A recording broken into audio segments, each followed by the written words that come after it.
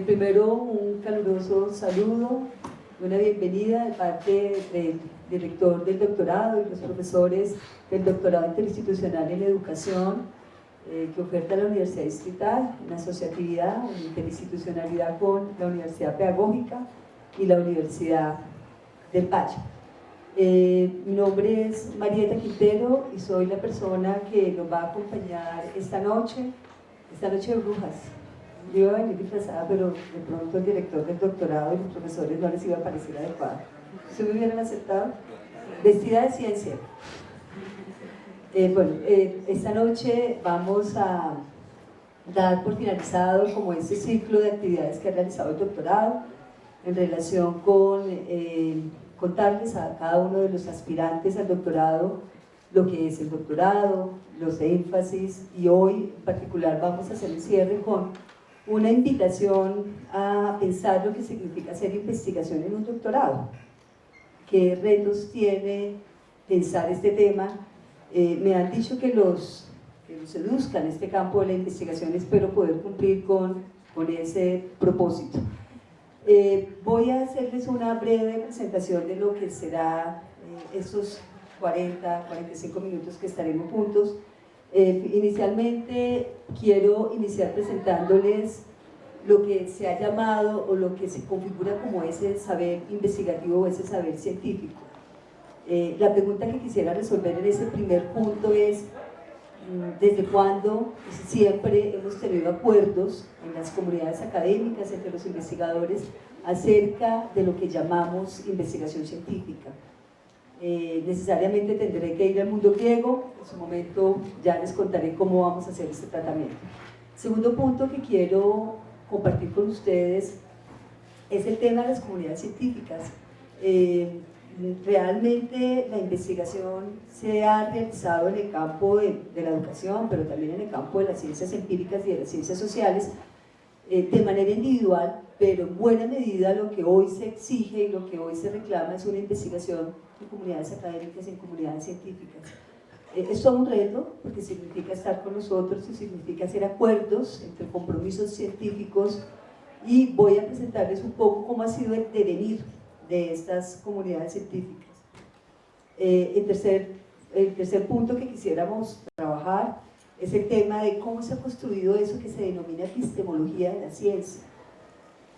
Cuando hablo de epistemología de la ciencia me gustaría más llamarlo en plural, epistemologías de las ciencias, porque no solamente es una construcción desde el campo de la filosofía de la ciencia, constituida hacia finales de 1800, principios de 1900, sino que también es el devenir de las ciencias sociales y de las ciencias de la educación. El cuarto punto es mostrarles las tensiones que se han generado alrededor de algunos académicos, algunos científicos que hacen investigación cuantitativa y quienes hacen investigación cualitativa. Esas tensiones cada vez son, yo no podría decir que menores, pero cada vez hay mayores, no acuerdos, pero sí comprensiones desde las fronteras y desde los lugares en donde cada uno de los campos de investigación están trabajando. Hoy se habla de investigación mixta, se habla de la posibilidad de conocimiento de investigaciones con enfoque mixto, donde se trabajan propuestas cuanti y cualitativas, pero no sería adecuado pensar que hoy este es el único lugar de conocimiento, sino que aún siguen presentes algunas tensiones entre esos modos de pensar cuantitativo de las ciencias empíricas, más relativamente de las ciencias empíricas, y esos modos de pensar cualitativo propio de las ciencias sociales y educativas. Y por último les quiero presentar una investigación que realizamos con apoyo de la Universidad Distrital y con el Consejo Nacional de Acreditación, un estudio que hicimos por todo el país indagando acerca de qué dicen los maestros que están en pregrados, en maestrías, en especializaciones y en doctorados acerca de lo que significa hacer ciencia. Y ese último trabajo nos va a permitir mostrarles el reto que significa meternos en el campo de la investigación científica. Bueno, voy a empezar entonces con el primer punto acerca de a qué le llamamos conocimiento científico. Y para ello me voy a apoyar en un pasaje de un autor muy conocido por todos nosotros, que es Aristóteles. No voy a dictar una clase de Aristóteles, pero sí creo que hay un pasaje de la metafísica de Aristóteles que me permite introducir y sensibilizarnos acerca de qué es eso que llamamos ciencia. Aristóteles, en la metafísica, capítulo 1 de la metafísica, se pregunta por cuáles son esas características de lo que hoy llamaríamos el arquetipo del científico. ¿Qué hace que un científico se le llame sabio? Y hace una ejemplificación muy bella, y es, primero, señalar la primera palabra, la primera frase de ese texto es: todos los hombres desean saber por naturaleza. O sea, Aristóteles parte de la idea de que todos los hombres, y me gustaría decir los hombres y las mujeres, tenemos el deseo, y él lo llama como deseo. Recuerden que Aristóteles trabaja por una ética de la felicidad, una ética del reconocimiento del otro. Todos los hombres tenemos el deseo y mujeres tenemos el deseo por el conocimiento, pero adicional a eso lo llama como una condición propia de la naturaleza humana. Desde el siglo V hasta el siglo XVII, siglo XVIII, las preocupaciones por la ciencia y las preocupaciones por la vida política y la vida social siempre estuvieron situadas en pensar como la naturaleza humana, y Aristóteles es uno de los que inaugura esa idea de conocimiento de la naturaleza humana. Y entonces él va a poner el siguiente pasaje. Hay un enfermo que se llama Callias. Callias es un enfermo que requiere de un médico, y este médico es capaz de solucionar la enfermedad de Callias, y Aristóteles dice que el médico logró darle el remedio a Callias, porque no solamente era la enfermedad de Callias, sino era la enfermedad de Sócrates, y era la enfermedad de Juan, y era la enfermedad de Pedro. Él pone nombres del mundo griego, pero con ello está señalando Aristóteles que parte del conocimiento científico o de la búsqueda del saber está relacionada con algo que él llama un conocimiento universal desde lo particular. Pero frente a esto que yo acabo de decir, no hay muchos consensos.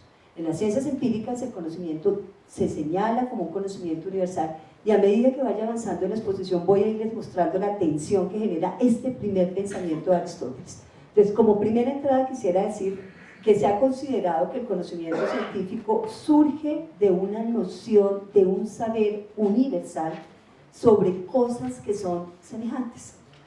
Y por eso, en gran medida, la construcción del conocimiento, tal como nos lo señala Aristóteles, está relacionado con tres cosas: con la explicación acerca de las causas, con los principios y con el porqué de las cosas. O sea, se espera que un científico logre responder ante las causas, ante los principios y ante el porqué de las cosas. Y voy a indicarles algo que me parece que desde la tradición del mundo griego hasta nuestros días ha sido permanente. Uno, considerar que la ciencia tiene que ver con el conocimiento, pero dos, considerar que no es suficiente el conocimiento elaborado, no el conocimiento en doxa o el conocimiento en saber popular. Frente a eso también hay varios desacuerdos, sino que también se requiere un segundo componente, la experiencia.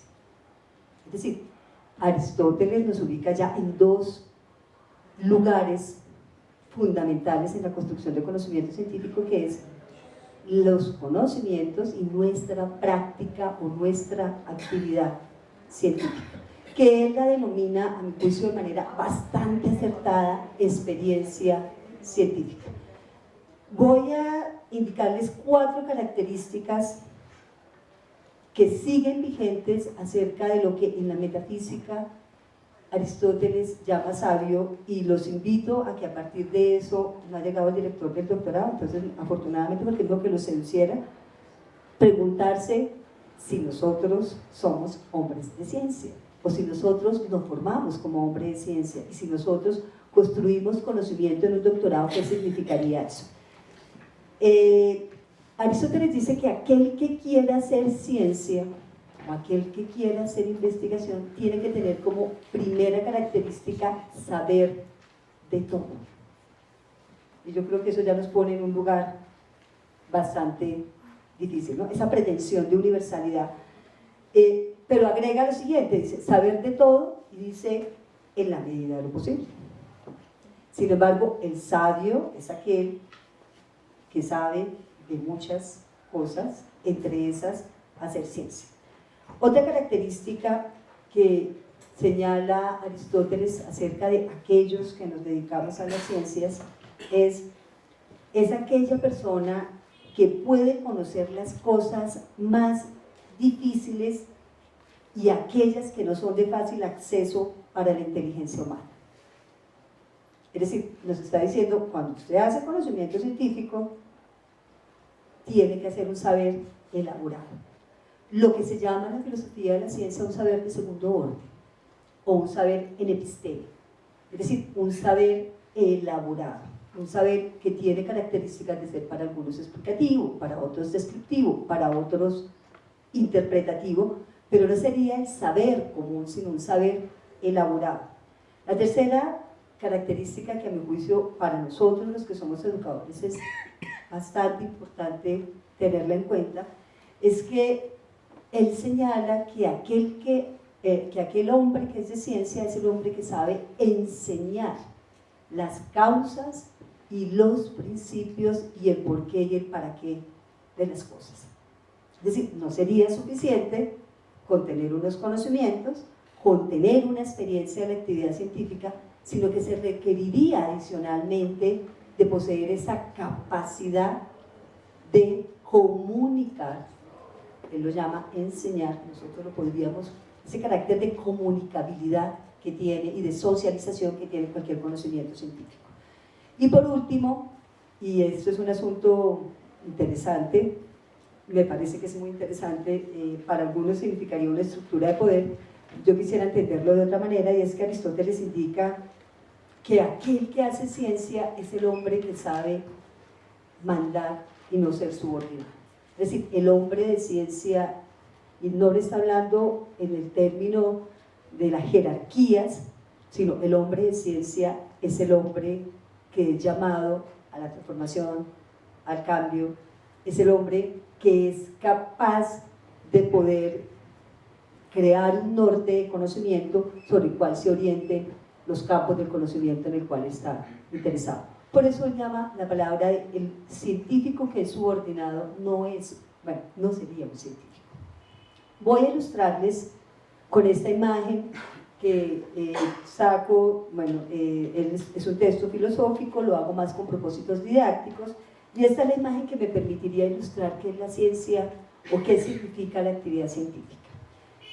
Si ustedes observan los dos primeros escalones, el conocimiento científico para estos teóricos, tanto para Aristóteles como para Galileo, como para Copérnico, para el mismo Newton, para Kant, que fue fundamentalmente un físico, lo conocemos más en la filosofía ética y en la filosofía del derecho, pero Kant fue un físico, Kant se dedicó 35 años de su vida a la física.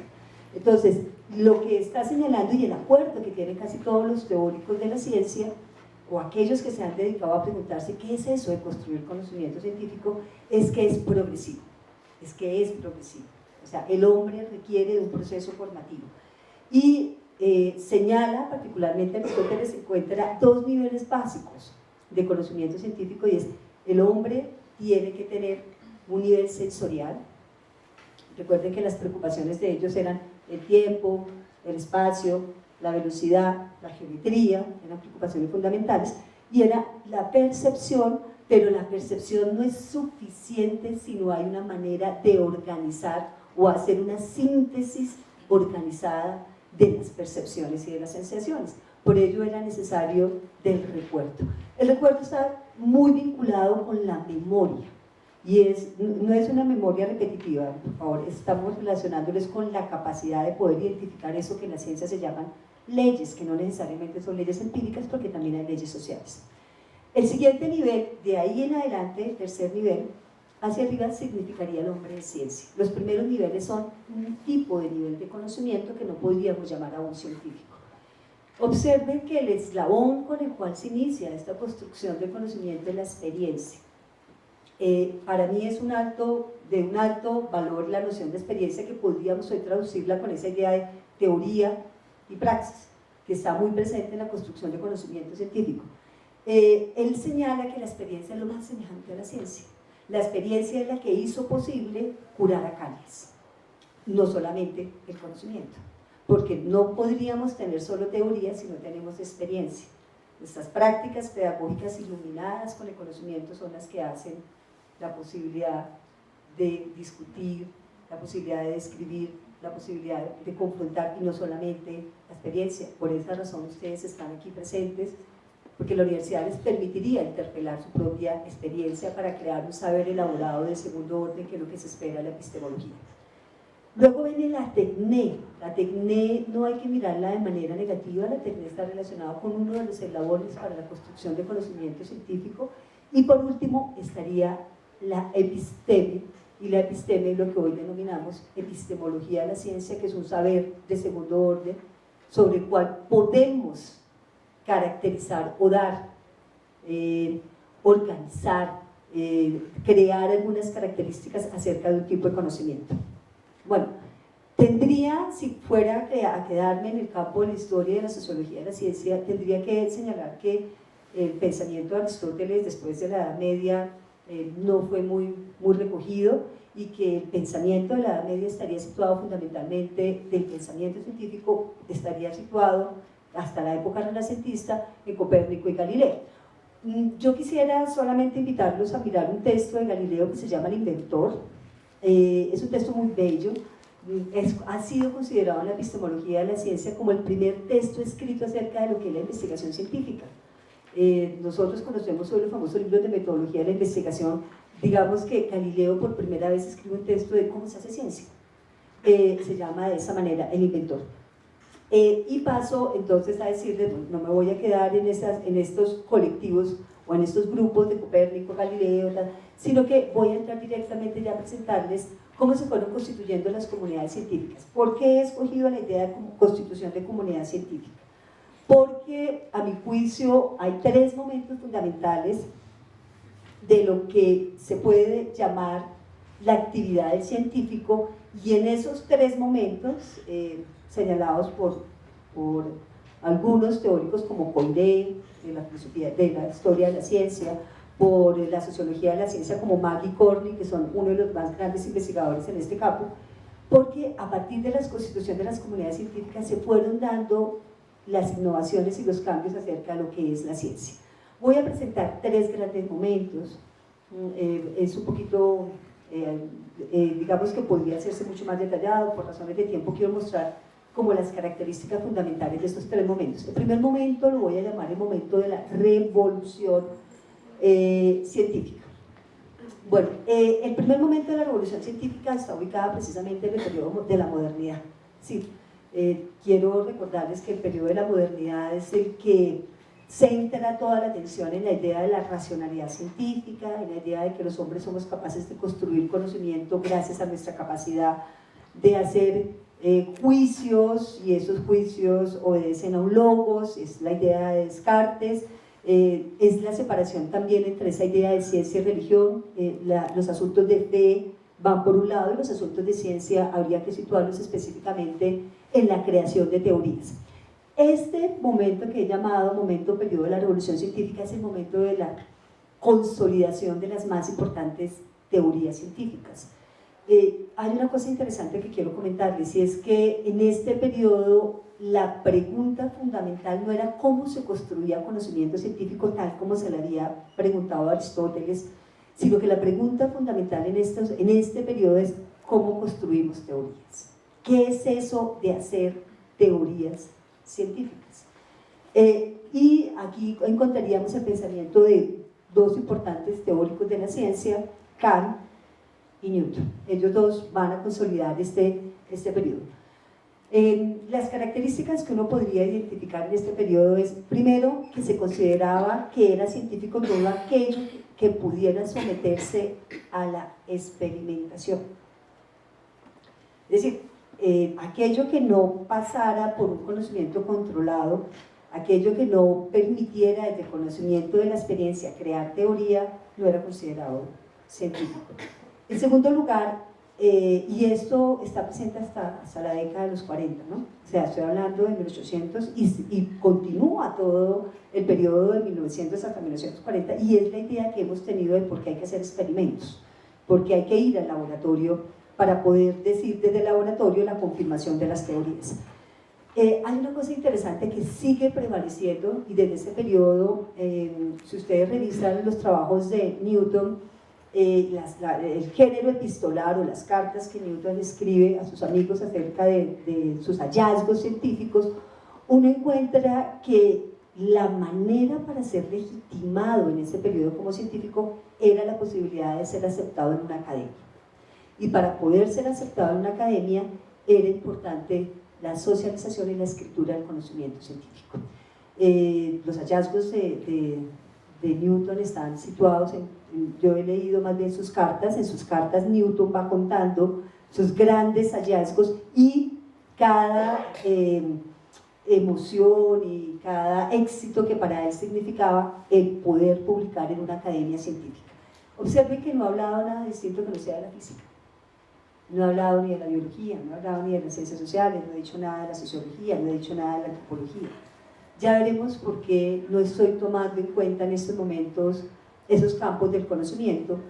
Y diría que la tercera característica, que se la debemos prácticamente a Galileo. Galileo fue el primero que señaló esta condición del científico, por eso su obra se llama El Inventor, y es que debe existir una alianza entre el científico y los técnicos. En este caso de Galileo, los artesanos que lo acompañaron en la construcción de sus inventos. Entonces existía una alianza entre ciencia y técnica, y era una alianza obligatoria para poder hacer la construcción de conocimiento científico. Ustedes se preguntarán si de lo expuesto anteriormente es recogido en este periodo de la modernidad. Bueno, el periodo de la modernidad es un periodo que abre toda la discusión acerca de cómo se construye una teoría científica, y no necesariamente se está preguntando por el lugar de qué es la ciencia, como les estaba señalando.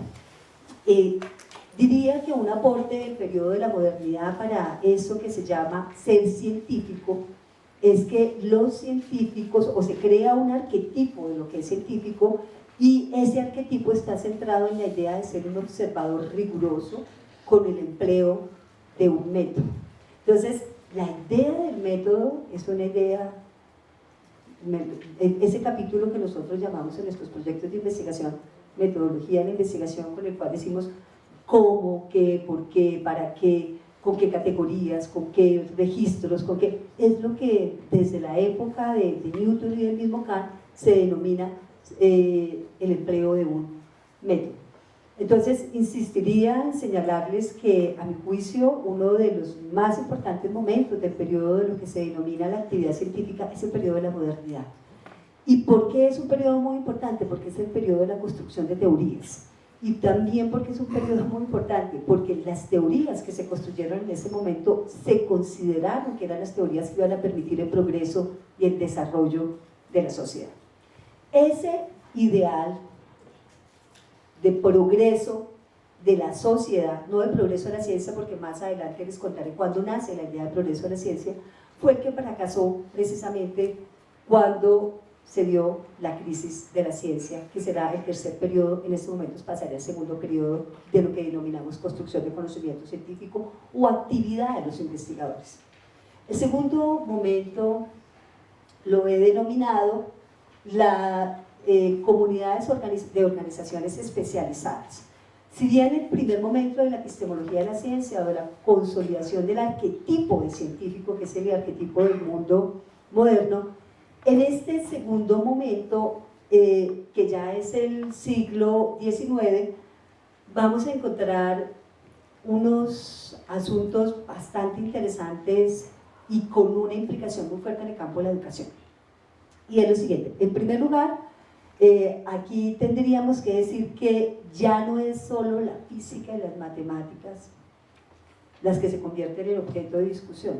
Hay una cosa interesante que olvidé decirles: no se les olvide que Aristóteles fue considerado el mejor biólogo, ¿no? O sea, la biología de Aristóteles, no solamente su física, las discusiones de Aristóteles acerca de los animales, de sus organizaciones, fueron supremamente importantes. Es mucho menos conocido en la biología de Aristóteles, mucho más en la física. De hecho, el pensamiento de Kuhn retoma los ideales de Aristóteles. Aquí vamos a encontrar unas ciencias que no habían aparecido antes, y quisiera destacar dos de las que están allí presentes: la química y la biología. La química y la biología se convirtieron en los dos campos del conocimiento más importantes para pensar otros modos de hacer ciencia. Otros modos de hacer ciencia que desde la física y desde las matemáticas no habían sido pensados. De hecho, quisiera destacar que el pensamiento de Darwin fue el que permitió, hacia principios de 1900, crear los movimientos que se denominan filosofía de la ciencia y que explicaré más adelante. Aquí diríamos que la revolución industrial da un sello importante para la consolidación, ya no de teorías, sino de los grandes inventos. Se hace un tema esencial en este momento de la creación de los politécnicos. Francia fue el primer país que hizo unos grandes desarrollos en la construcción de escuelas e institutos politécnicos, especialmente politécnicos alrededor del tema del manejo de la industria. En estos momentos, cuando uno mira los currículos de los politécnicos hacia finales de 1800, principios de 1900, están más centrados en trabajar en laboratorios de química y en laboratorios de biología. Hay unas razones muy importantes sobre por qué esto. Y aquí se hace entonces un nexo que no había estado presente. Nosotros pareciera que creemos que la noción de formación y educación está presente desde los mismos inicios de la ciencia, pero realmente es con la revolución industrial cuando las instituciones educativas tienen como propósito formar al hombre científico. O sea, el pensamiento de Newton, el pensamiento de Kant, el pensamiento de Copérnico, el pensamiento de Galileo, el pensamiento de Aristóteles y de todos aquellos hombres de ciencia que corresponden al periodo moderno, renacentista y al periodo de la antigüedad, eran autodidactas o se formaban con tutores. Es en este periodo en donde se crean las primeras instituciones educativas con este propósito. Destacaría el trabajo de 3 países en estos desarrollos. En primer lugar, destacaría el trabajo en Francia. En segundo lugar, Alemania, aunque es interesante porque Alemania, que había alcanzado su máximo esplendor en el periodo de la modernidad, en este periodo específicamente en el que me estoy situando, que es a principios de 1900, 1910, 1920, en este periodo fundamentalmente Alemania empieza a mostrar que no solamente la física, que no solamente la química y la biología son objeto de conocimiento, sino también las ciencias sociales. Es decir, las ciencias sociales, no la educación, observe que todavía no he hablado de educación, empiezan a emerger como campos en disputa con las ciencias denominadas ciencias empíricas. Y voy a destacar entonces la relación entre universidad e investigación, especialmente el papel y el lugar que tiene Norteamérica, Estados Unidos, con la constitución, con la creación de los primeros institutos de investigación. Voy al último momento, al tercer momento, y es un momento, no sé, aquí hay profesores de química, aquí hay profesores de biología, y no sé si estarán de acuerdo con lo que voy a señalar, pero yo indicaría que este es el tercer momento que menos ha entrado en América Latina, y es el momento de la investigación en los laboratorios. Y aquí quiero destacar 2 escuelas, la escuela de Edimburgo y la escuela de París, con Latour, que son las escuelas que empezaron a preguntarse sobre el modo de conocimiento, ya no de las teorías, ya no de los inventos, sino de lo que hacen los científicos en los laboratorios. Entonces, la pregunta que se hacen estos biólogos y químicos, es un trabajo muy bello de Latour, es un trabajo muy hermoso de la escuela de Edimburgo, de la escuela de París, con un gran desarrollo que hasta nuestros días, ellos están vivos y aún siguen haciendo investigación científica. Ellos lo que hacen es ir a los laboratorios y mirar la manera como los investigadores hacen uso de los materiales, cómo hacen uso de los componentes, de los distintos elementos que hay en un laboratorio, y crean una metodología de investigación para el análisis de los laboratorios. Estoy hablando del laboratorio Pasteur, estoy hablando de los grandes laboratorios farmacéuticos, es decir, no estoy hablando de los laboratorios de la universidad. Podríamos hacer una investigación desde eso, no sé si exista, pero los estudios de ellos están relacionados con la industria. La pregunta que ellos se hacen es, que a mi juicio es bastante interesante, ellos no trabajan ya metodologías eminentemente experimentales, sino lo que hacen es etnografía del laboratorio. Y lo que ellos entran a mirar es cómo desde los modos de crear los inventos en los laboratorios se hace ciencia. Es una manera distinta a lo que yo he señalado. Recuerden que yo empecé diciendo la enfermedad de Calias, pero también la solución ante la enfermedad de Calias, de Sócrates y de todos aquellos. Recuerden que empecé con Aristóteles indicando es la posibilidad de hacer la experiencia del vínculo con el conocimiento lo que me permite hacer ciencia. En el periodo moderno ya no sería esa la pregunta. En el periodo moderno la pregunta no es por la experimentación, ni es por el lugar que tiene conocimiento, sino por la construcción de las teorías. En el periodo anteriormente señalado, o sea, la pregunta era por la técnica. No lo miren de manera despectiva, porque la técnica ha sido importante para la construcción del aparataje, pero también para la construcción de los grandes inventos. En este momento la pregunta ya no era esa. Aquí la cosa se vuelve más compleja.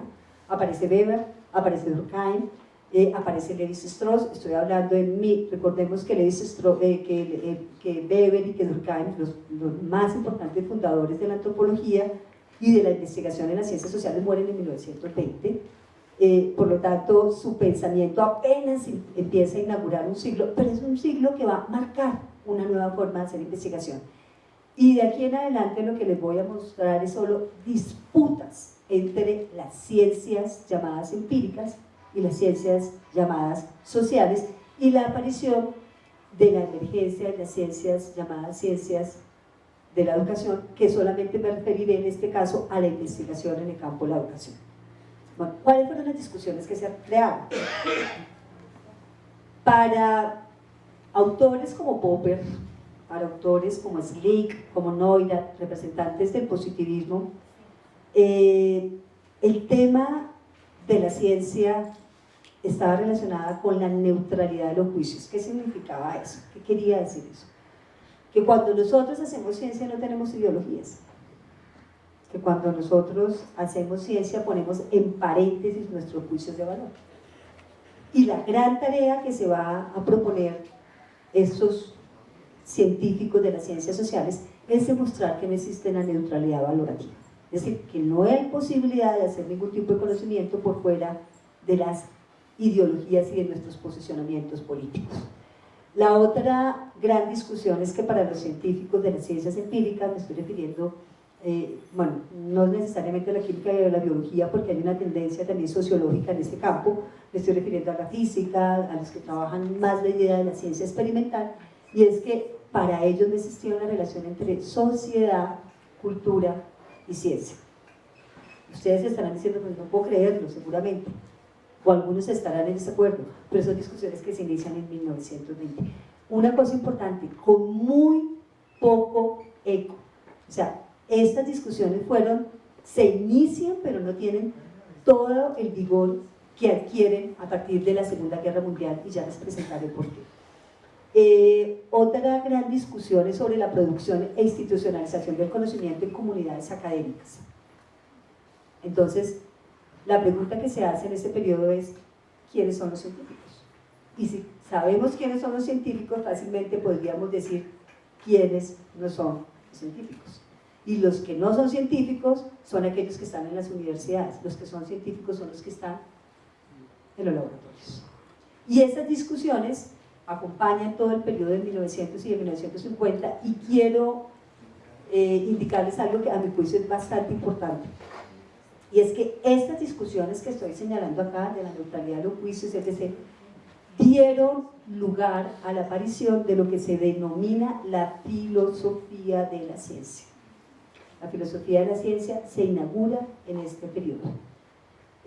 Voy a presentarles entonces las discusiones que se hicieron acerca de lo que es la ciencia, pero en especial, ¿por qué esas discusiones tienen que ver con un doctorado en educación? O sea, ¿qué importancia tendría saber que Calias se mejora, o qué importancia podría entender que el conocimiento científico se construye a partir de la capacidad de uso, de la experimentación, de la observación, del uso de un método, o qué importancia podría tener para un doctorado saber que las ciencias sociales aparecen en pugna con las ciencias llamadas ciencias empíricas. Creo que tiene mucha importancia porque no sería posible hacer ciencia o hacer proyectos de investigación doctoral por fuera de la comprensión del lugar que ha tenido las ciencias experimentales y las ciencias sociales y el lugar que en esto ha ocupado las ciencias de la educación. Paso entonces a señalar qué sucede en 1900. Bueno, una cosa interesante. Por un lado, especialmente en Alemania, especialmente en Viena, especialmente en Inglaterra, se están dando las discusiones acerca de qué es la construcción de una teoría. O sea, la pregunta que se está haciendo el positivismo, Slick, Noira, que son los principales representantes de este movimiento, y quisiera que no pongan en actitud negativa la palabra positivismo. En la filosofía de la ciencia fue un movimiento supremamente importante para la consolidación de la ciencia y no podemos volverlo un retrato o no podemos volverlo un asunto negativo. Las discusiones del movimiento del positivismo son absolutamente rigurosas y especialmente para quienes nos encargamos del campo del lenguaje tuvieron un lugar muy importante. Voy a explicar desafortunadamente de manera muy breve, pero empiezo señalando lo siguiente. Ya les había indicado que, bueno, entonces por un lado están estos filósofos, todos eran filósofos, pero también eran físicos y matemáticos. Todos ellos estaban preguntando, bueno, ¿y cómo se hace una teoría? ¿Cómo se construye? ¿Qué es lo que hace un científico? O sea, ¿qué es lo que hizo Newton?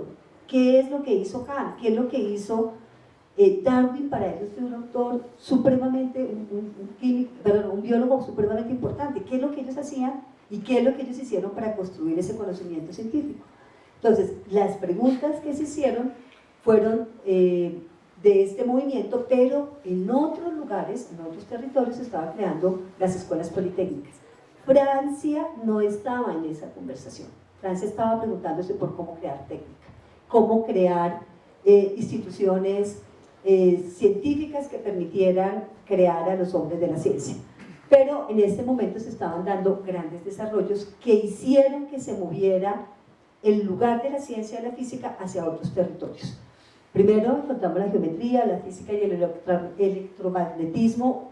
No olvidemos, quienes han leído a Kuhn, que el tema de las revoluciones científicas de Kuhn están ejemplificados precisamente en el tema de las leyes del magnetismo, de la electromagnética, de todos esos campos, que es el campo de preocupación fundamental que va a colocar.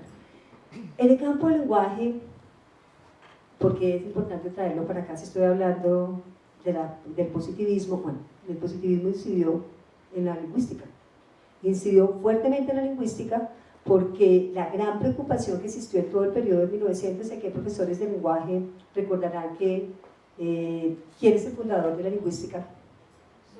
Saussure, muchísimas gracias. Bueno, Saussure, ¿por qué es el fundador de la lingüística? ¿Por qué creen ustedes que fue llamado el fundador de la lingüística?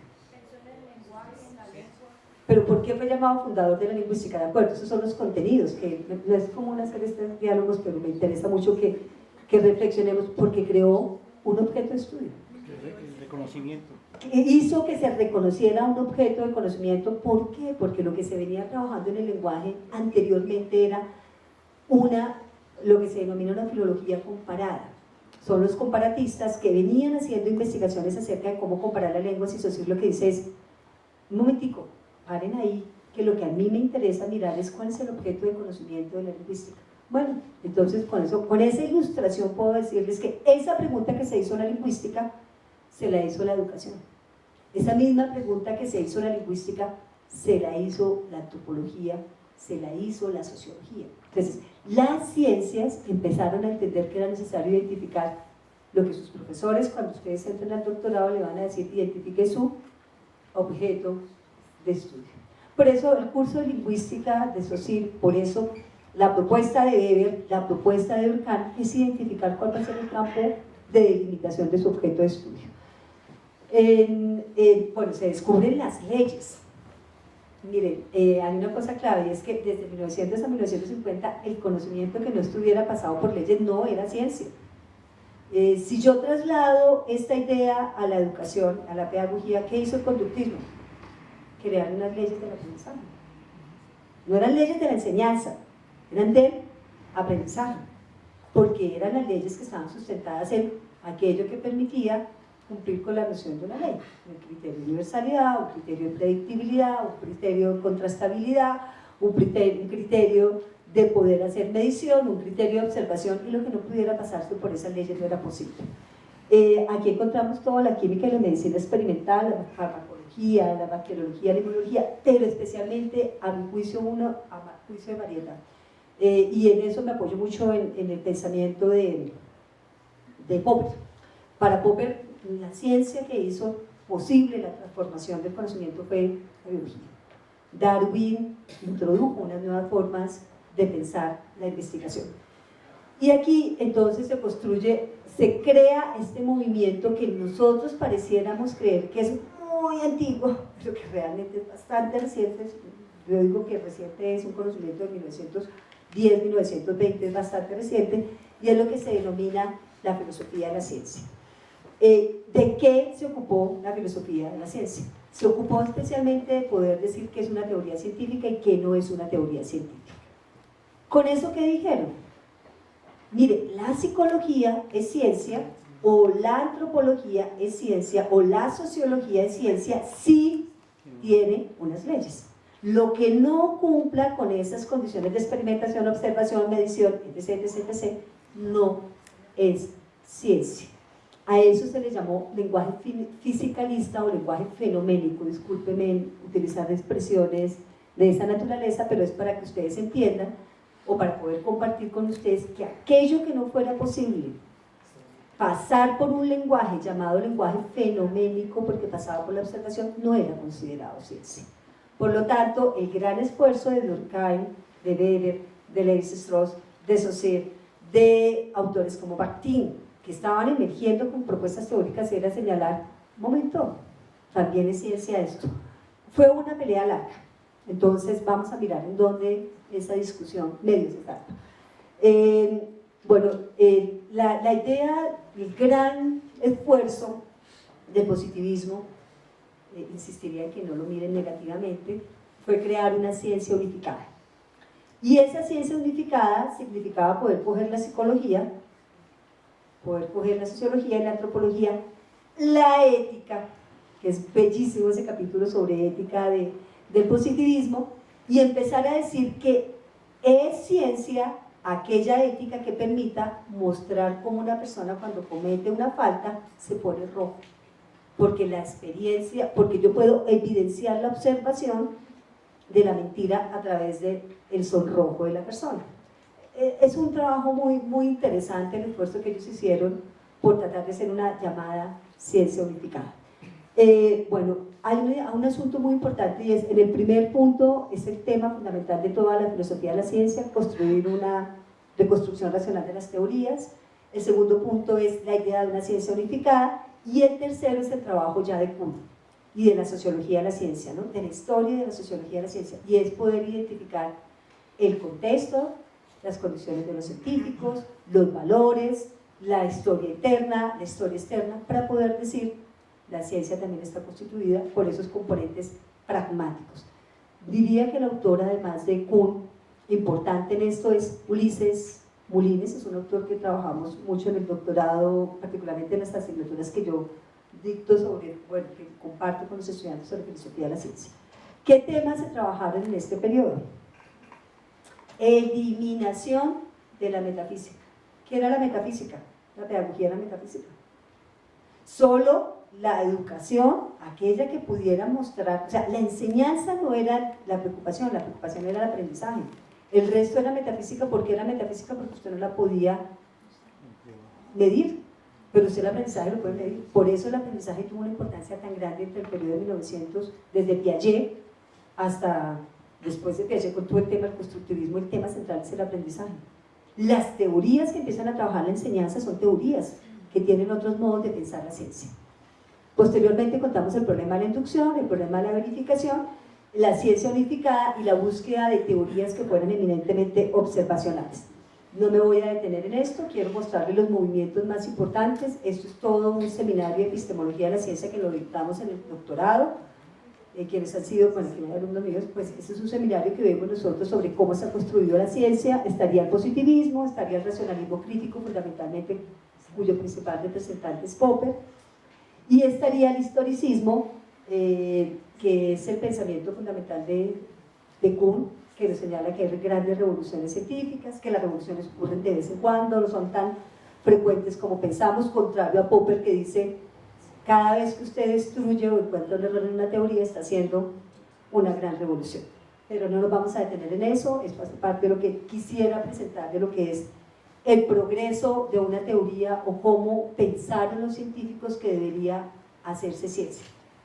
La pregunta que ustedes se pueden estar haciendo es: ¿qué tiene que ver esto con un doctorado? Pues estas fueron las formas canónicas con las cuales se consideró que se debería hacer ciencia. En otras palabras, el doctorado de Kuhn fue crear una teoría científica acerca de la construcción del conocimiento. Eso fue el doctorado de Kuhn. O sea, ya saben ustedes entonces el reto que tiene. Carlos Javier, ¿usted qué opina? ¿Lo digo? Crear teorías. Ese era el reto que se proponía. Entonces, la tesis doctoral de Kuhn, quien quiera leer me parecería interesante que lo leyeran, que son las revoluciones científicas, lo pueden leer el 31 de diciembre, sería interesante que lo tomaran como un texto de lectura para ese día. Kuhn lo que hace es contarles: mire, mi tesis doctoral consistió en mirar el pensamiento de la física de Aristóteles, y a partir de ahí empezar a decir que Aristóteles era un hombre ingenuo, absolutamente ingenuo, y preguntarse cómo siglos enteros le han creído a Aristóteles, siendo un hombre tan ignorante en la física. Y cualquier día, mirando por la ventana, tal como lo estoy contando, se dio cuenta que el ignorante era él, que no había logrado entender cómo construía el conocimiento Aristóteles. Entonces, la clase de física que le tocó dictar a Aristóteles se constituyó en su tesis doctoral, y esa tesis fue la que permitió crear una teoría llamada el historicismo, cuyo tema central es los paradigmas sobre la constitución de las comunidades científicas. Bueno, pero todo este encantamiento se derrumba. Observen lo que he dicho. En un periodo moderno se crean las teorías. Periodo contemporáneo se crean las leyes para hacer los grandes inventos. Y se crea la idea de que la sociedad será mejor, ¿cierto? Eso fue lo que señalé en parte de mi exposición. ¿Estamos de acuerdo? Bueno, los inventos, las leyes y la ciencia permitieron crear la cámara de gas, permitieron crear la bomba atómica, permitieron crear el hundimiento de lo que se llama la experiencia humana. Y entonces aparece con mayor presencia la urgencia de crear las ciencias y consolidar las ciencias sociales. Se rompe el equilibrio entre las ciudades y las zonas rurales. Eso es muy interesante, y es muy interesante porque las grandes migraciones que se dieron hacia los Estados Unidos fueron las que permitieron la consolidación de la sociología. La escuela de Chicago, a la cual pertenece Martha Nussbaum, si la conocen, la escuela de Chicago, a la cual pertenece, ¿qué otro autor pertenece? Jackson, que es uno de los teóricos más importantes de educación, Philip Jackson. La escuela de Chicago se consolida a partir de los estudios sobre los inmigrantes, sobre el campesino polaco, y empiezan a hacerse otros modos de hacer ciencia. Empieza a aparecer la etnografía, que la etnografía ya venía desde la antropología, pero empieza a consolidarse como ciencia para poder estudiar estos fenómenos de las migraciones. Voy a hacer una ejemplificación. Colombia tiene el grupo de teóricos más fuertes en investigación en biología, se llaman los biologólogos. No lo tiene Norteamérica, ni lo tiene Alemania, lo tiene Colombia. ¿Por qué? Porque necesitamos comprender y entender nuestro conflicto armado. Con ese orden de ideas, entonces, los estudios empiezan a hacerse sobre la naturaleza humana. Ya no era el tema central, es sobre el vivir con nosotros. Aparecen los desequilibrios sociales, las conquistas por el mercado, la condición miserable del proletariado y la desconfianza por esa idea de la técnica y la tecnología. Si aquí hay profesores de filosofía, recordarán el pensamiento de Husserl. ¿Aquí hay profesores de filosofía? No hay profesores de filosofía. Bueno, conocemos a Husserl, ¿cierto? ¿Cierto? Bueno, Husserl tiene como propósito central demostrar que la ciencia fracasó y con ello fracasó la experiencia humana. Bueno, el auge del nazismo, la persecución de los judíos, y entonces aquí viene la historia de cómo migra el conocimiento científico. Yo les había señalado que por un lado estaba Inglaterra y Alemania, ¿cierto? Y que allí se había consolidado lo que se llamaban los dos movimientos más importantes, el positivismo y la propuesta de Popper que se llama el racionalismo crítico. Ellos fueron perseguidos por Hitler. Tuvieron que emigrar para los Estados Unidos y en su llegada a los Estados Unidos los estaban esperando grupos de investigación que venían haciendo ciencia de otra manera. Y es el encuentro de los científicos empíricos alemanes e ingleses con los científicos norteamericanos quienes fueron aceptados por Rockefeller, por las grandes agencias internacionales, entre esos Horkheimer, Adorno y la Escuela de Frankfurt. Hemos escuchado hablar de la Escuela de Frankfurt. La gran Escuela de Frankfurt, que era la que estaba produciendo conocimiento en ciencias sociales, se tuvo que ir a recibir apoyo de Rockefeller, de quienes ellos habían criticado tanto, porque fueron las entidades que permitieron construir conocimiento. En este contexto, entonces, se habla de que hay una crisis de la experiencia. Y los temas se vuelcan a decir, el tema no es ya la experimentación solamente, no es la observación, sino es el hombre y su experiencia humana. Y el lugar por donde entran estas investigaciones es el lenguaje. El lenguaje se constituye en un marco de conocimiento muy importante acerca de lo que significa estar en el mundo. En conclusión, entonces, podría señalar que todo el periodo que va después de la Segunda Guerra Mundial hasta la década de los 80 es el periodo de estas grandes discusiones, las discusiones entre las filosofías llamadas de las ciencias empíricas y de las discusiones entre las ciencias sociales. Sí hay ideologías en la ciencia, sí hay una sociedad previa y una cultura que incide en mi forma de pensar como científico, en oposición a lo que decían los de las ciencias empíricas, que hay una neutralidad valorativa, que lo más importante es la constitución de enunciados empíricos y enunciados observacionales, que lo más importante es la experimentación, que lo más importante es la argumentación científica y que lo más importante es un lenguaje de la ciencia llamado lógico o axiomático. En oposición a eso, la educación, la pedagogía y especialmente las ciencias sociales empiezan a mostrar la debilidad de ese pensamiento para pensar las ciencias sociales. Un autor importante para los que estamos aquí en el campo de la educación que empieza a hacer estas discusiones, o unos autores, son los miembros de la pedagogía crítica. Aquí, en el lado de acá, pueden ubicar ustedes a los representantes de la pedagogía crítica, especialmente a Wilfred Carr y a Kemis y a John Eliot, particularmente el trabajo de Freire no está centrado en estas discusiones. Freire está pensando más en el modelo de Gramsci, pero lo que sí quiero señalarles es que la pedagogía tuvo que hacer unos grandes esfuerzos por ser reconocida como ciencia, porque quedó atrapada en el conductismo, en las leyes de la conducta de los niños. Bueno, ya vamos finalizando, quiero mostrarles entonces como una salida importante de cómo pudo resolverse. Yo no estoy muy segura de decir la palabra resolverse, pero cómo pudo llegar a algunos acuerdos entre las comunidades científicas. Este cuadro que les traigo acá es un cuadro que corresponde a un texto que se llama Conocimiento de Interés, muy conocido por nosotros los profesores, que está relacionado con cómo se construye conocimiento. Solamente es el conocimiento científico, y vamos a encontrar 3 modos distintos de hacer investigación. 3 modos que costaron muchísimas discusiones entre los académicos. Les recomiendo un texto que se llama La lógica de las ciencias sociales, que es un texto de discusión entre Habermas, Popper y los positivistas, en donde los 3 salen a decir qué es eso de construir ciencia, y algunos acuerdos que se llegan es que hay 3 tipos o modos de hacer ciencia. Uno que sería empírico-analítico, otro que sería más hermenéutico, que está relacionado con el lenguaje, y otro que es más crítico social, que estaría relacionado con hacer investigación para la transformación de contextos particulares. Y esto tiene que ver todo con su doctorado en educación. Es decir, en el doctorado en educación ustedes se tienen que preguntar qué quieren con el conocimiento que van a producir durante los 3 o 4 años, espero que no sean más, de estar en el doctorado. Y es, yo quiero hacer un conocimiento para controlar, para aplicar, para predecir, o yo quiero hacer un conocimiento, yo quiero generar un conocimiento que me permita la comunicación, la representación, o yo quiero generar un conocimiento que permita modos de transformación.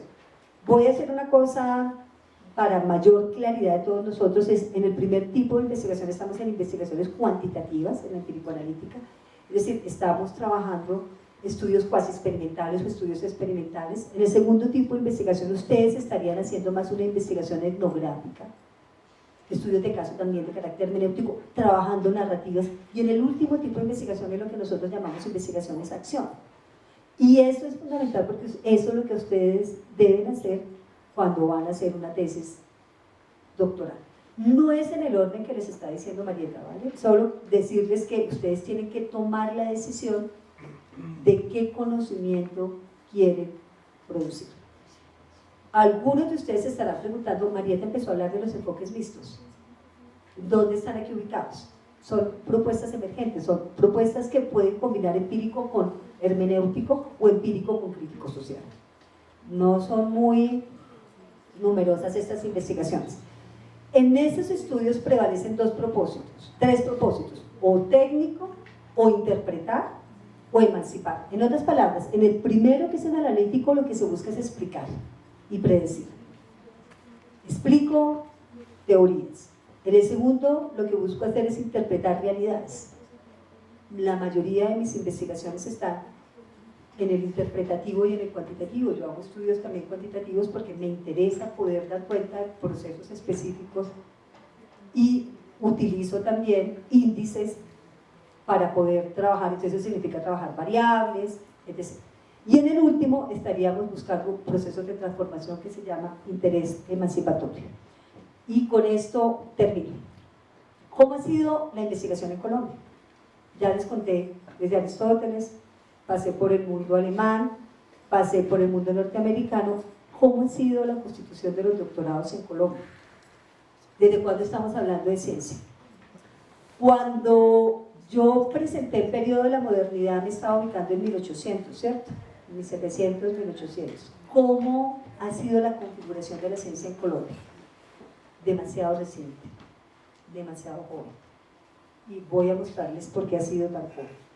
Rápidamente, 3 momentos históricos.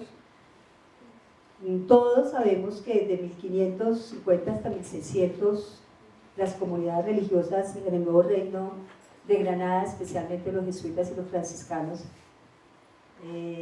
se dieron a la tarea de pensar la educación. Para algunos enfoques como los postcolonialistas, esto fue un desastre. Yo solamente quiero mostrar, fue un desastre porque fue perder parte del conocimiento indígena que teníamos. Para otros ha significado el desarrollo de la ciencia. Varios fenómenos que incidieron en pensar la ciencia, y yo diría uno de ellos la expedición botánica 1783. Pero ¿por qué fue tan importante la expedición botánica? Hay 2 razones que quiero centrar de la expedición botánica. Uno, por la importancia que tuvo Humboldt. Recordemos que son 2 Humboldt, Guillermo y Alexander. Guillermo fue la persona que hizo posible llevar muchos de los conocimientos de nuestros indígenas, y lo que escribe Rousseau, lo que escribe Hobbes acerca de la sociedad civil está inspirado en los estudios que llevó Humboldt, el botánico, a Alemania. También hay que recordar un periodo, yo estoy terminando un libro, bueno, ya lo terminé, que va a ser publicado en el doctorado, en donde trabajo particularmente el tercer periodo. Es todo el periodo de 1800 hasta principios de 1900, y busco en textos escolares mostrar cómo se hizo el proceso de formación ciudadana de los niños y las niñas en ese periodo, y en ese periodo lo que uno encuentra fundamentalmente es la fundación de las escuelas normales, muy, muy importante porque la ciencia entró por ahí. O sea, el conocimiento, lo que pasa es que tenemos una imagen o estudiamos muy poco las escuelas normales. Bueno, hay un colectivo importante en Colombia, pero las escuelas normales fueron fundamentales para la construcción de la investigación y de la ciencia. Ellas dieron lugar a las primeras instituciones educativas organizadas con el propósito de pensar la ciencia. Aquí se trajeron varias misiones. La misión que más incidencia tuvo en la educación fue la misión alemana, indiscutiblemente. A nosotros no nos entró la misión francesa. Por eso la disciplina, ¿no? La disciplina es un asunto muy importante. Bueno, tenemos todo el tema de Codaxi, ¿por qué fue tan importante Codaxi? Porque Codaxi fue el que empezó a crear las tertulias. Fue el primero que empezó a decir que hay que resolver los problemas nacionales y hay que comprometerse con la educación.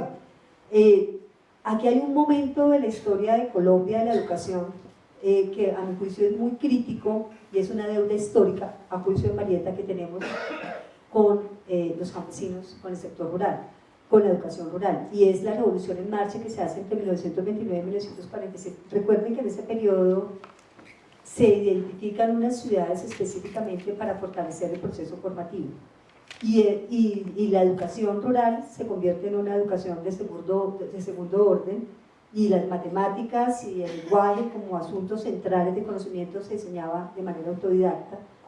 Posteriormente se dan cuenta del error que se comete y se tratan de hacer algunos ajustes, pero el daño ya estaba hecho. Hay un tema central aquí que quiero rescatar, y es el Manifiesto de Córdoba de Argentina de 1918. Es un texto canónico, es un texto obligatorio de ser leído, porque es el texto que señala la modernización de la ciencia para para Argentina, pero se constituyó en un texto que leyeron en América Latina. Bueno, después de la Segunda Guerra Mundial, en Colombia llegaron muchos científicos. Particularmente quiero recordar a Federici, el maestro Federici, es un maestro muy importante para nosotros, y ellos llegaron a la Universidad Nacional y fueron los que modernizaron en gran medida la universidad, pero también fueron los que promovieron la creación de los doctorados en la Universidad Nacional. Quiero mostrar esto muy rápido. Esta es una investigación muy juiciosa que hace la profesora Diana Soto, pero también que hace el equipo de Tunja. Solamente voy a mostrar los hitos más importantes sobre cómo entran los doctorados en Colombia, y quiero contarles una cosa que para mí fue una gran sorpresa, y es que en el virreinato de la Nueva Granada la Universidad Javeriana por primera vez tuvo un doctorado. Eso fue en 1767, bueno, jesuitas, ¿no? Tiene una razón de ser también muy importante. Pero también la Universidad de Santo Tomás, hoy tiene un doctorado que se creó hace muy poco, pero la Universidad de Santo Tomás tuvo un liderazgo muy importante en el tema de la educación. Les invito a que lean esto es un trabajo extenso, lo que son los doctorados. En 1932 se crea el primer doctorado en Ciencias de la Educación. Se dice que el primer doctorado que reconoce la gente es el doctorado de la Universidad del Valle, pero realmente el primer doctorado lo creó la Universidad Nacional. Ese primer doctorado tenía la siguiente característica: era 3 años de licenciatura, y cuando se terminaba esos 3 años podía seguir 2 años más y ser doctor en educación. La primera tesis doctoral que encontré, la estuve revisando, fue en química. Fue la primera tesis doctoral en educación y la hizo un señor que se llama José Estiliano Acosta. No sé si tú la conoces. Es una tesis doctoral que es canónica porque es la primera tesis que tenemos en el campo de la educación, y a partir de 1964 pues ya empezamos a crear unas reglamentaciones, y en 1988 otras. Yo quisiera solamente señalar lo que hoy dice este texto, 2008, llega hasta el 2008, no conozco el estado actual, de pronto Carlos Javier, que está en el CNA, puede darnos un dato más actualizado. Contamos con 62 programas al 2008, y de los cuales estos tienen registro calificado. Una cosa importante, los registros calificados aparecieron con el decreto 272 de 1998, y más adelante les voy a explicar cómo se creó ¿Están aburridos? ¿No? No. Porque yo sé que es una hora difícil. Ustedes van a decir que no. Brevemente, Me da pena presentar esta diapositiva, pero es lo que tenemos. Nosotros podríamos decir que los antecedentes de ciencia y tecnología datan de 1940, o sea, es bastante reciente. Ese es un dato sacado del Plan Nacional de Desarrollo Científico y Tecnológico y de Innovación, el Plan 2007-2019, creación del ICTES, la fundación de la Universidad del Valle, la Universidad de los Andes, bastante reciente. O sea, estamos hablando de la década de los 40, 50. Del 68 al 89 apenas se crearon los posgrados. No se les olvide que los primeros posgrados que se crearon en Norteamérica y en Inglaterra. Datan más o menos de 1938, esos primeros doctorados creados. Y son en ciencias empíricas, pero también en ciencias sociales. Hay un acontecimiento que yo destacaría, a mi juicio muy importante, que no sé por qué tuvo tan poco impacto, a mi juicio, y es la misión de Ciencia y Tecnología en 1988. La misión de Ciencia y Tecnología nos pone unos datos muy tristes acerca de la formación de los doctorados. Y el tema central, recuerden que la misión, ¿quiénes participaron en la misión? García Márquez, Ginás, Carlos Eduardo Vasco, bueno, grandes científicos, lo llamaban la misión de los sabios. Y uno de los puntos que ellos señalan en esta misión es que hay que fortalecer los doctorados, como un gran llamado de atención. Digamos que de lo que aquí quisiera señalar es la misión de Ciencia, Educación y Desarrollo y la creación de la Comisión Nacional de Doctorados y Maestrías, que es un asunto esencial. Yo diría que a partir del periodo de los 90 ayer, empezaron a hacerse fortalecimientos de la ciencia y la tecnología, todavía muy incipientes. Quiero destacar algo antes de pasar al último punto, que lo estoy anunciando hace rato y ustedes ya deben estar cansados, y es indicarles que hoy, y esto tiene una importancia para ustedes, desde el año 2000 Colombia cuenta con becas de doctorado, y esto se lo debemos en buena medida a la misión de los sabios.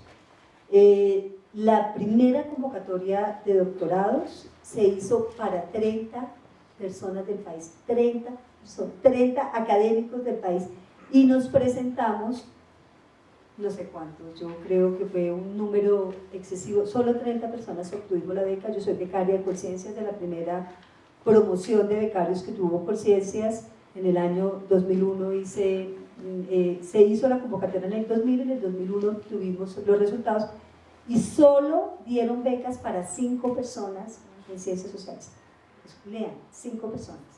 Bueno, hoy son becas de más de 40 personas, de más de 60 personas, pero siguen siendo incipientes, ¿cierto? Muy pocas. Estas becas son pensadas para fortalecer la ciencia y la tecnología. Termino con una investigación que fue la que les prometí. Rápidamente les cuento qué dicen los profesores acerca de lo que es hacer investigación científica.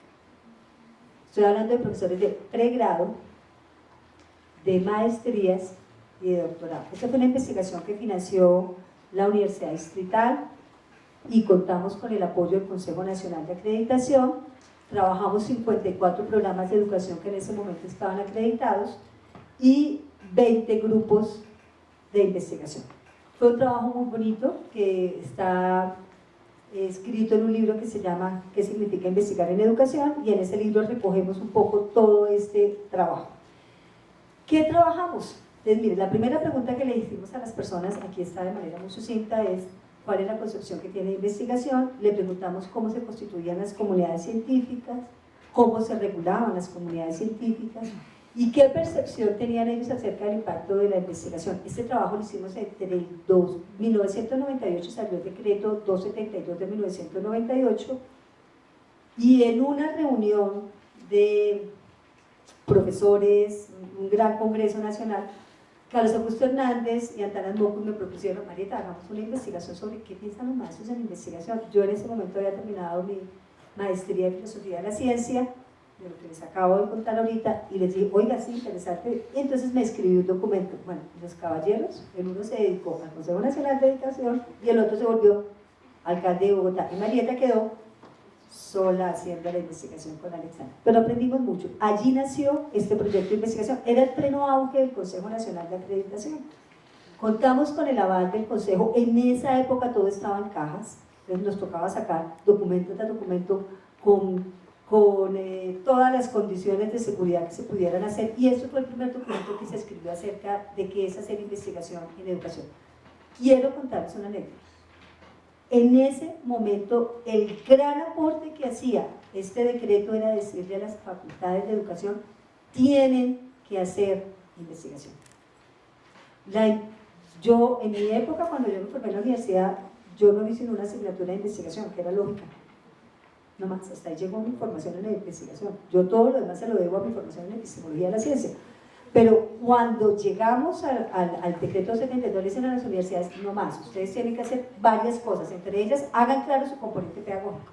2, identifiquen el contexto en el que se está pensando la formación de los maestros. Y tercero, hagan investigación. Rápidamente les cuento lo que encontré. Entonces ya les dije los temas: la concepción, conformación de comunidades científicas, cómo valoran la investigación y qué impacto creen ellos que tiene la investigación. Y encontré dos cosas. Solo voy a trabajar un punto, la concepción que tienen los maestros sobre investigación. Y voy a trabajar el punto que, ¿por qué creen ellos que se deben conformar las comunidades científicas? Y encontramos con Alexander dos temas importantes. Los docentes consideran que hay dos formas de hacer investigación: por decreto. ¿Y por qué por decreto?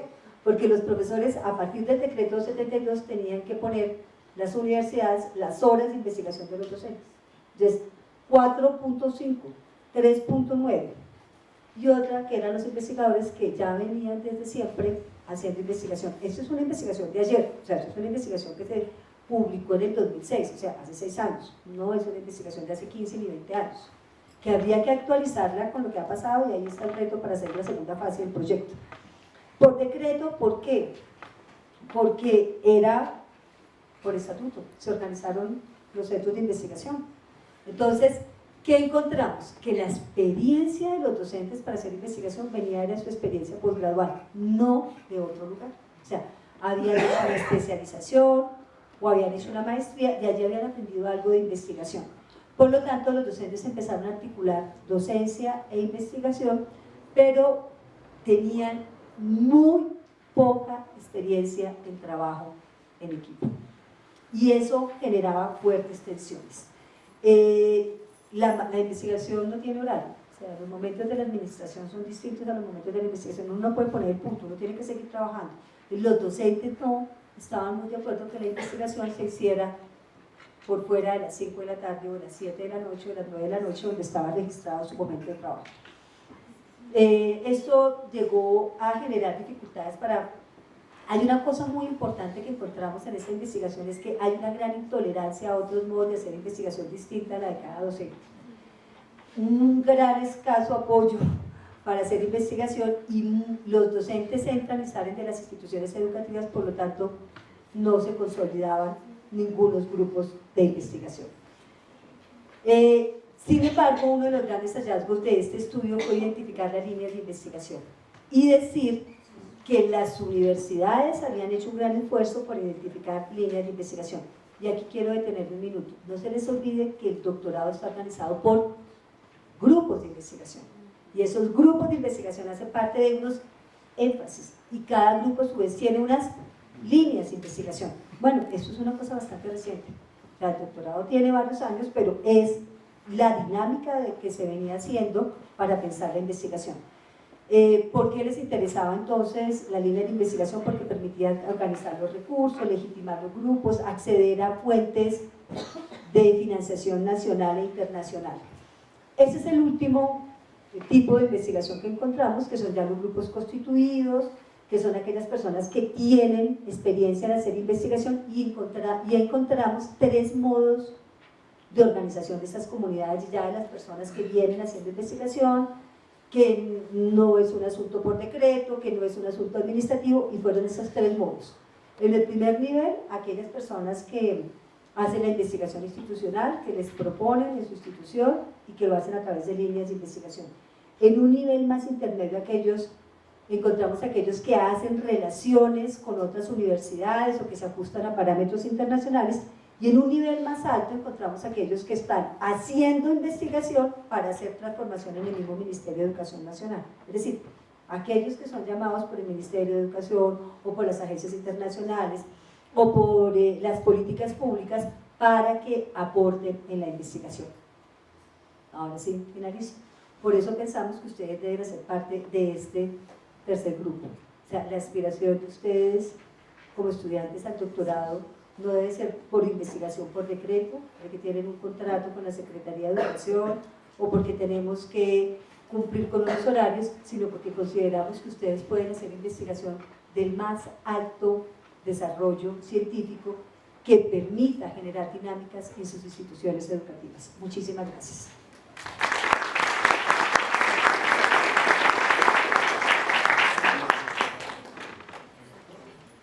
Bueno, primero que todo, un agradecimiento especial a nuestra colega, compañera,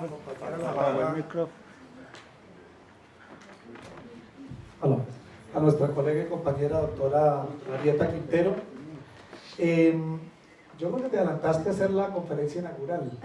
Yo he dicho que no fuera tanto, pero bueno, ese es un preámbulo para lo que podría ser posteriormente una conferencia de esa naturaleza.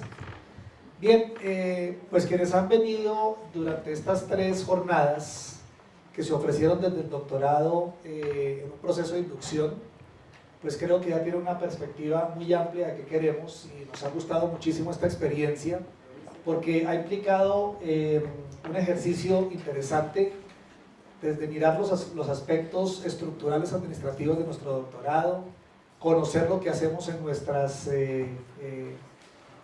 énfasis, los grupos, las investigaciones que hacemos y esta magnífica disertación que Marieta nos ha querido compartir precisamente para ubicar un poco el sentido de lo que queremos nosotros a través de las tesis doctorales. En la primera sesión habíamos dicho que esperábamos unas cuestiones de carácter institucional para lograr iniciar el programa de doctorado antes de los 2 años, que es nuestro propósito. Pues hoy les cuento que ya tenemos esa aprobación. Entonces, claro, tampoco vamos a precipitarnos porque los procesos de inscripción van a indicar un procedimiento importante y ese procedimiento, pues, en las próximas sesiones del Consejo del Doctorado, pues se va a desarrollar y se va a presentar en la página del doctorado, que ustedes ya la conocen, pues para que conozcan en detalle lo que vamos a hacer, los tiempos para la preparación de su proyecto, para la presentación, para las entrevistas que tendrán con los grupos de investigación y con los profesores que están adscritos a sus grupos de cara a pensar sus posibles directores, que como saben ustedes están asignados desde el mismo comienzo de inicio del doctorado. Así que pues la invitación es a que estén pendientes pues a través de la página de la información. Tal vez no vamos a iniciar como esperaríamos por el tiempo que implica, nos falta un pequeño detalle que es una aprobación del Ministerio de Educación Nacional porque pues es un trámite de forma, pero en todo caso pues una de mis tareas es precisamente agilizar ese trámite con el Ministerio, pero probablemente ahora desde finales de este año ya habrán algunas indicaciones, luego ya la entrega de los proyectos para que nosotros aspiraríamos a ver si hacia el mes de marzo estamos comenzando la siguiente cohorte de nuestro doctorado. Tenemos previstos, ¿cuántos son? 42 cupos distribuidos en los 4 énfasis que ahí se formarán de acuerdo a las disponibilidades. Ustedes saben que en el doctorado depende del número de doctores que un doctor, de estudiantes que un doctor puede admitir, pues en la medida de sus proyectos, de sus realizaciones. Por eso tenemos un número exacto por énfasis. Y bueno, pues entonces los invitamos y los animamos a que ahora inicien ese procedimiento. Creo que ya conocen muy bien de qué se trata y quienes ingresan al doctorado en educación de la Universidad Distrital saben en detalle pues nuestros propósitos, lo que queremos hacer, nuestros énfasis. Creo que entonces hemos con ello hecho una magnífica inducción. Hace un par de semanas estuvimos en una reunión con el secretario de Educación y tuvimos ocasión de comentarle en detalle pues este procedimiento. Pues están muy entusiasmados, le hemos dicho pues dos cosas, que ojalá además de los 15 posibles profesores que podrían financiar, si se presentan más, ojalá fueran más, aunque va a depender de quiénes son finalmente los admitidos, y que se exploren, exactamente así en esos términos lo planteé, las posibilidades para que el apoyo no sea solamente pues, un apoyo de carácter financiero, sino realmente un apoyo para fomentar que ustedes puedan en sus instituciones educativas al tiempo que hacen su formación hacer las investigaciones doctorales, es decir, contar con tiempos, contar con recursos, en fin, todas esas alternativas que pues se pueden facilitar, como bien lo dijo Marieta, lograr que ojalá más o menos en un plazo de unos 4 años pudiera estar finalizándose, digamos, su formación doctoral. Pues bueno, entonces de verdad que desde el Consejo del Doctorado en Educación, de todo el colectivo, los profesores de los énfasis, pues queremos siempre agradecer su constancia en habernos estado acompañando en estas 3 sesiones. Deseamos pues ahora que si a lo mejor ya están pensando en su proyecto, vayan moldeándolo, escribiendo algunas ideas, ya saben cómo es el formato, cómo lo deberían hacer, estén pendientes de los trámites y pues ojalá más bien pronto empecemos a vernos en los trámites de las entrevistas, de la discusión y que pronto podamos estar aquí más o menos en un tiempo corto en nuestra conferencia inaugural justamente que hacemos siempre para el inicio de nuestro programa. Para terminar, pues entonces, y como siempre lo hacemos, los queremos antes de que se vayan a sus casas a celebrar con sus familias, pues esta noche, que además también agradecemos su presencia acá, los invitamos a un refrigerio a la salida, muchísimos éxitos y muchas gracias. Hasta luego.